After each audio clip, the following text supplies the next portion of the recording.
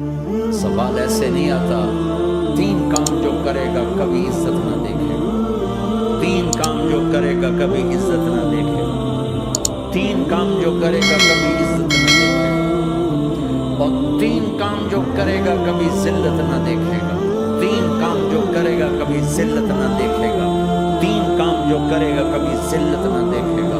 جو جھوٹ بولتا ہے، جو ظلم کرتا ہے، جو دھوکہ دیتا ہے، جو جھوٹ بولتی ہے، جو ظلم کرتی ہے، جو دھوکہ دیتی ہے، عزت کے خواب دیکھنے چھوڑ دے، ذلت مقدر ہے اس جہان میں اس جہان میں۔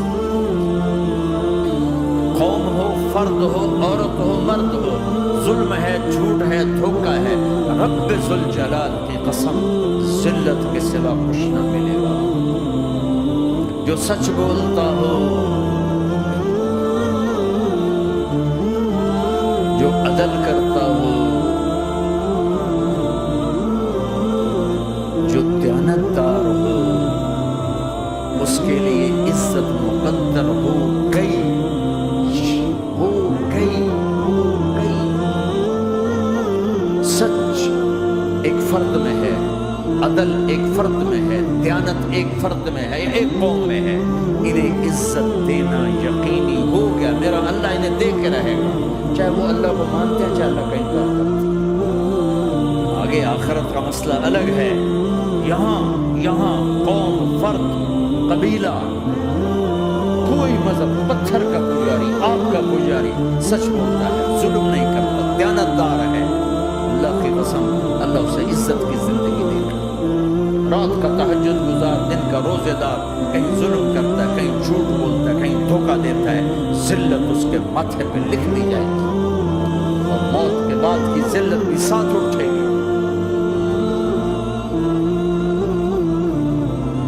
تو اللہ کو راضی کرو، کیسے؟ کبیرہ گناہوں سے بچ کر، اس کے سامنے سر جھکا کر۔ دوسرا کام، اللہ کے بندوں کے ساتھ معاملہ کرو۔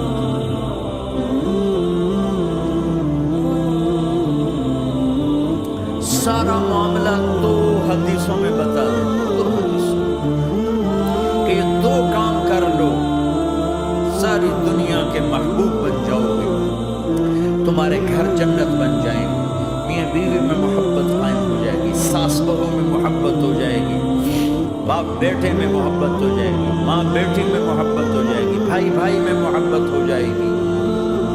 2 کام، ان 2 میں سب کچھ چھپا ہوا ہے۔ میرے نبی نے فرمایا معاذ الا انبئک بملاک ھذا کلہ۔ پوری حدیث معاذ بن جبل نے کہا یا رسول اللہ تو جنت کے جانے کا راستہ تو بتائیں، جنت میں جانے کا راستہ تو بتائیں، انبئنی بعمل یدخلنی الجنہ۔ آپ نے کہا سألت عن امر عظیم، بہت بڑی بات تو نے پوچھی ہے، تقیم الصلاة المکتوبہ وتؤدی الصلاة المفروضہ وتصوم رمضان وتحج البیت۔ معاذ نماز پڑھنا، روزہ رکھنا، زکوٰۃ دینا اور حج کرنا۔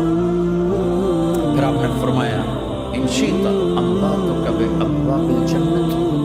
اب اگر تو چاہے تو کچھ اور بتاؤں، جنت کے دروازے بتاؤں؟ کہ بتائیں کہ الصوم روزہ جہنم اور تیرے درمیان بیچ میں رکاوٹ بن جائے گا۔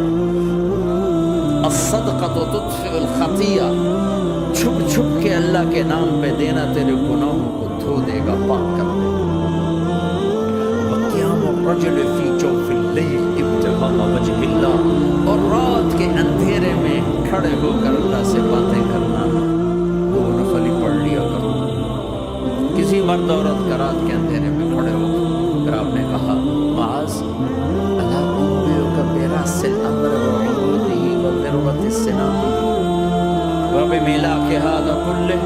اے معاذ میں تمہیں اب سارے دین کا خلاصہ بتاؤں، سارے دین کا سرا بتاؤں، ستون بتاؤں، ایک روایت میں بتاؤں ستون بتاؤں، آخری چیز بتاؤں، آخری چیز بتاؤں۔ ما ہوا سارے بھائی، تو آپ نے اپنی زبان نکالی اور اسے یوں پکڑا،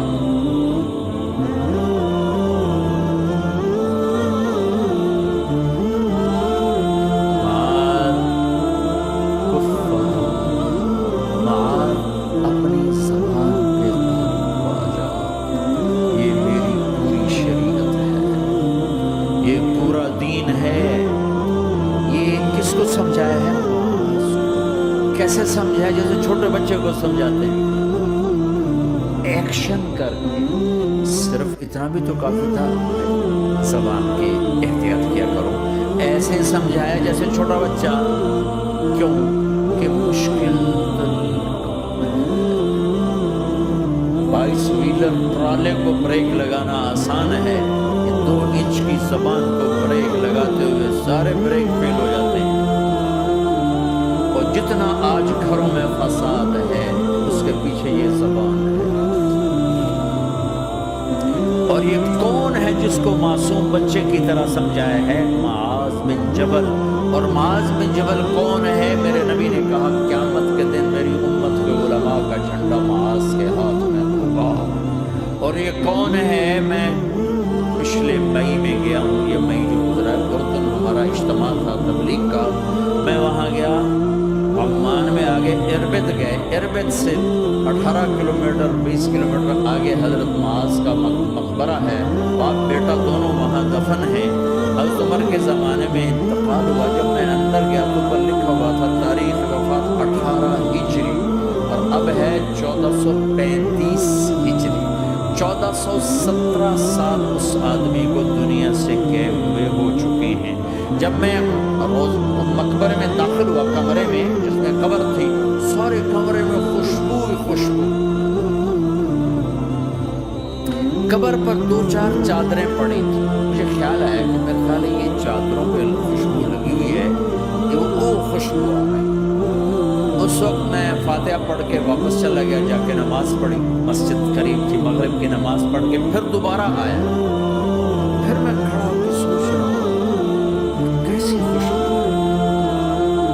تو ایک آدمی میرے پاس کھڑا تھا، میں وہ ایسے کر کے نا چادریں سونگ لی، شاید یہ چادروں میں خوشبو لگی ہوئی ہے۔ ایک آدمی میرے پاس کہنے لگا جناب اس قبر والے کی خوشبو یہ 24 گھنٹے آتی رہتی، 24 گھنٹے۔ پھر میں نے فزیکلی ایک چادر کو سونگا، کسی ایک چادر میں کوئی خوشبو نہیں تھی۔ یہ وہ معاذ ہے جو 1417 سال ہو چکے ہیں مرے ہوئے اور قبر مہک رہی ہے۔